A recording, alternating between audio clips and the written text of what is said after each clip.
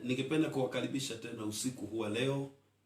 Naomba ya kwamba tukaweze kupata majira machache, dakika kidogo, tukaweze kuomba pamoja kabla twende kulala usiku wa leo. Naamini ya kwamba wengine wako kazini, wengine labda wako safarini, labda wengine wako hospitalini, na hasa nyinyi ambao mmelazwa kwenye hospitali, mna magonjwa, labda umekaa na mgonjwa kwenye hospitali, labda una mgonjwa nyumbani, labda kuna mgonjwa yuko ICU, unajua kuna ripoti ambayo unatarajia. Usiku wa leo naja kwako nikiwa na neno la tumaini, maana ningependa nikukumbusha kwamba kuna Mungu abadilishaye mambo. Kuna Mungu ambaye anabadilisha hali mbaya, anazifanya kuwa hali nzuri.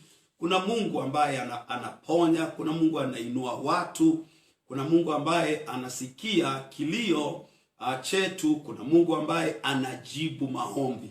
Naamini ya kwamba kuna mtu ananitazama wakati huu na kweli anaweza shuhudia ya kwamba Mungu anajibu maombi. Let me tell you, our God is a prayer answering God. You know, He answers prayers. He changes situations, bad situations into good situations. He's a God that heals the sick. I know possibly you have a loved one, that is sick, and maybe, the report is so dim and so bad. And things could be moving from worse to worse. Let me tell you, there is a God that is able to intervene even in the 11th hour, in Jesus' name. Maybe unaenda pale kwenye theater kesho kufanyiwa operation. Maybe unangojea ripoti fulani. Let me tell you, let me just encourage you today that even though we believe in the reports of doctors, there is a higher report from God that we can believe in. And let me tell you, I just want you to anchor your faith in God. Weka imani yako kwa Mungu. Unajua, weka macho yako kwa Mungu. Biblia inasema ya kwamba amtumainiaye Mungu hataweza kuaibika. And I believe and I know that you and I that truly believe in God, we shall not be ashamed and disappointed in Jesus' name. Nataka tusome neno la Bwana pale kwenye Isaiah chapter 54. This is a very, very familiar verse that we all know. Isaiah chapter 54 na mstari wa 14 pale tunaweza kusoma pamoja. Mungu atatubariki na amani ya Mungu itakuwa juu ya maisha yetu kwa jina la Yesu Kristo. Na nitasoma Biblia ya Kiswahili na pia niweze kusoma Biblia ya Kiingereza ili tukaweze kuamini wote pamoja kwa jina la Yesu. Just because of time, wacha nisome mstari wa 17, maana huo ndio mstari ambao nataka kulenga sana. Inasema kwamba kila silaha itakayofanyika juu yako haitafanikiwa, na kila ulimi utakaoinuka juu yako katika hukumu utauhukumu kuwa mkosa. Huu ndio urithi wa watumishi wa Bwana, na haki yao inayotoka kwangu mimi, asema Bwana. Isaiah chapter 54 and verse 17. The Bible says, very familiar verse, and I know that most of us have read this verse over and over again. No weapon forged against you will prevail, and you will refute every tongue that accuses you.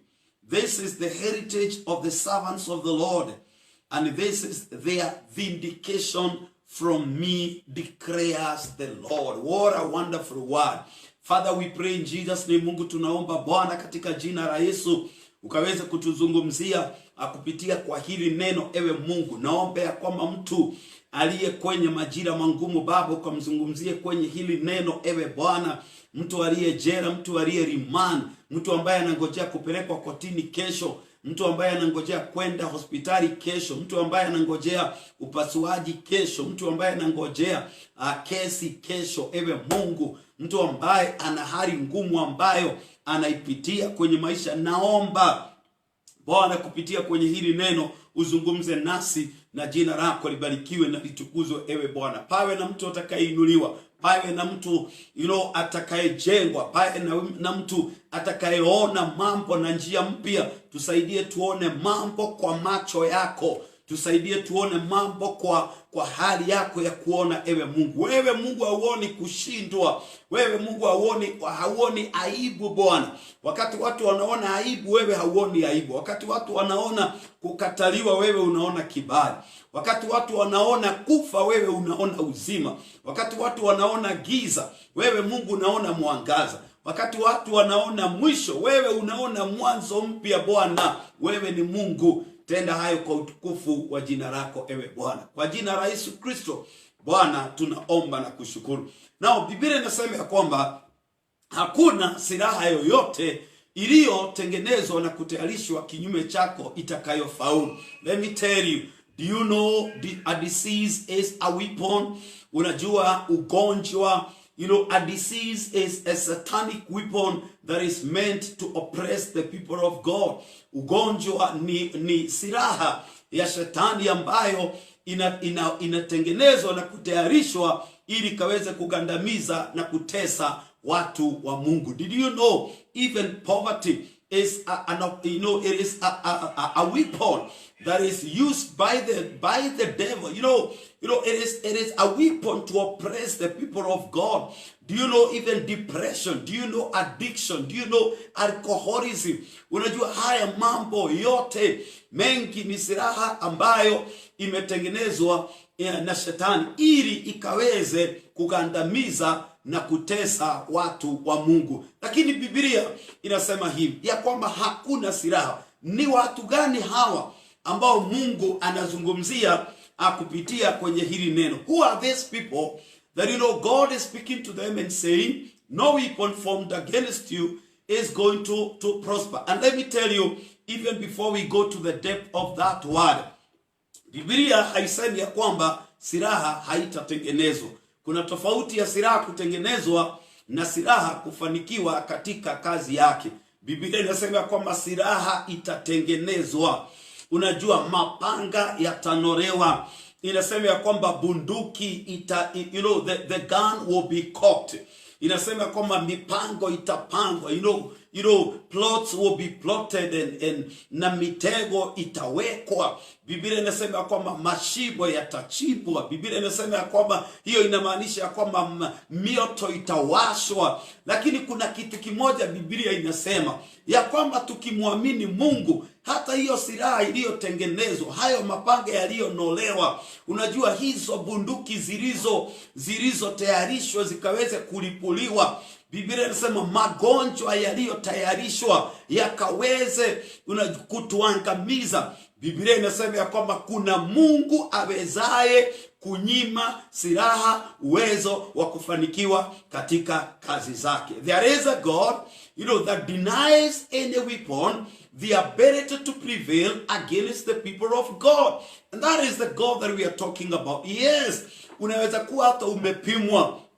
Najua kama tuko majira ya corona, maybe hata umepimwa ugonjwa wa corona, umepimwa ugonjwa wa cancer, inaonekana una corona, una cancer, inaonekana ya kwamba una high blood pressure, inaonekana ya kwamba una ugonjwa wa moyo. Lakini wacha nikwambie, hiyo ni silaha iliyotengenezwa. We can put our faith in God.